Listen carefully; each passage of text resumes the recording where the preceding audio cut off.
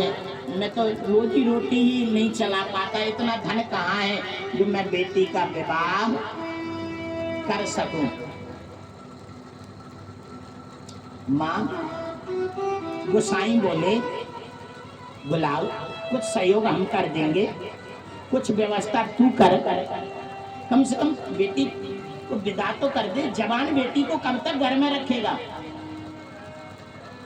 गुलाब बेटी का विवाह कर देता है, विदा कर देता है, और विदा करने के बाद गुलाब इतना रोया, इतना रोया, आकर सिंह द्वार पर बैठ गया, पूरे दिन रोता रहा। आज सारंगी नहीं बजाया इसने, रोता रहा, रोता रहा।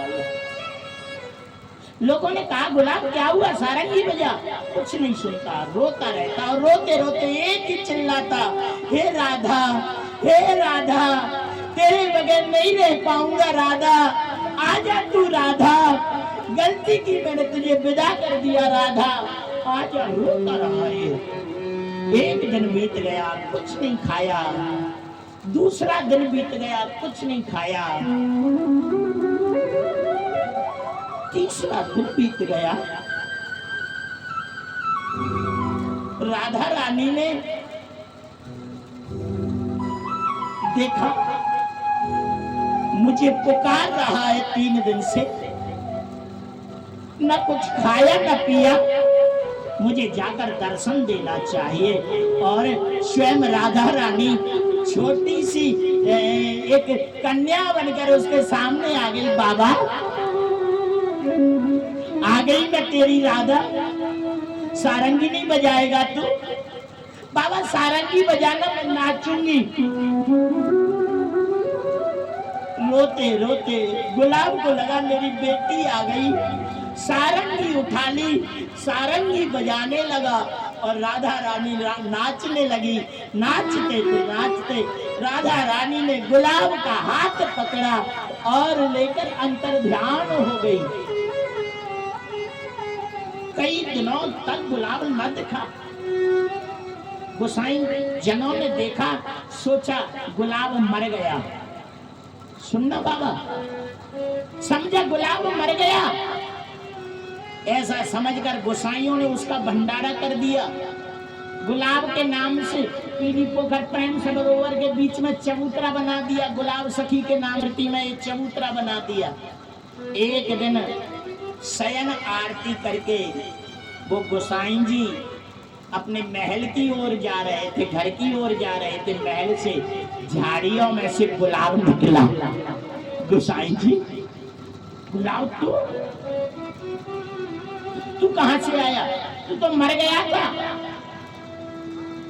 गोसाई जी, मैं मरा नहीं, मुझे श्री जी ने अपने परिकर में ले लिया। अब मैं श्री जी को बैठ के सारंगी सुनाता हूँ रोज। अभी अभी देखो, श्री जी ने मुझे पान दिया है, और पान देखा, ये पान वही था जो गोसाई जी अभी अभी राधा रानी को भोग लगाते आए थे। ये हाँ, अभी अभी श्री जी ने दिया।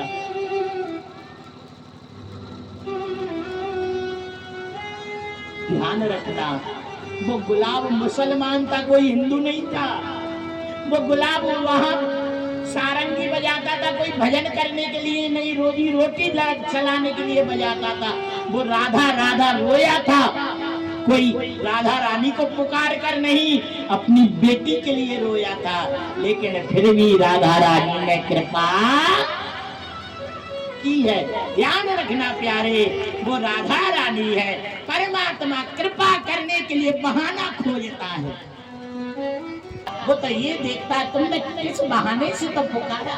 आज ध्रुव ने जलाने के कारण भजन किया है, और परमात्मा ने ध्रुव पर कृपा।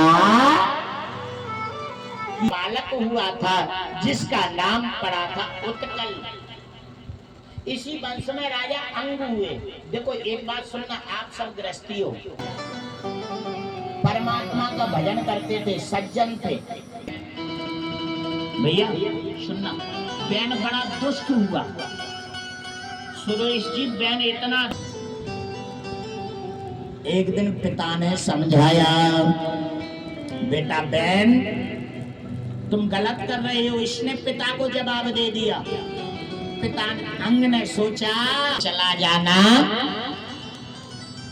अच्छा एक बात बोलूं बाबा, भागवत का एक श्लोक बड़ा प्यारा, आज्ञाकारी है, समझना भगवान की कृपा है, भाग्यशाली हो वो। और जिनके बेटा बात न माने, जिनके बेटा न सुने, जिनके बेटा जवाब दे, जिनके बेटा गलत रास्ते पर जाएं, समझना आप पर भगवान की बहुत बड़ी कृपा हुई है। मैं नहीं कह रही, भागवत में लिखा है। भागवत कहती है ये नारी है तो तुम्हारा बंधन हो जाए वाला नहीं है। अंग कहते मैं तो मानता हूं कि उस पर भगवान की कृपा है जिसका पुत्र आज्ञा न माने। आज्ञा नहीं मानेगा बेटा, बहू बात नहीं मानेगी, मन मानी चलेगी तो सास कह देगी जो तो दिखे सो कर, मेरो तेरो कोई लेना देना। जब ना मानेगी तो और क्या कहेगी। सास कहे घूंघट कर ले और बहू जीन्स टी शर्ट पहन के घूमेगी तो फिर सास क्या कहेगी। क्यों जी? सास कहे कि बेटा जल्दी उठ जाया कर सूर्योदय के पहले, और बहू 10 बजे तक सोएगी तो सास कहेगी भाड़ में जा, तू दूसरी जगह रहने लग। हाँ हमारा अंग घर छोड़ दिए और बाबा अपने राज्य में एक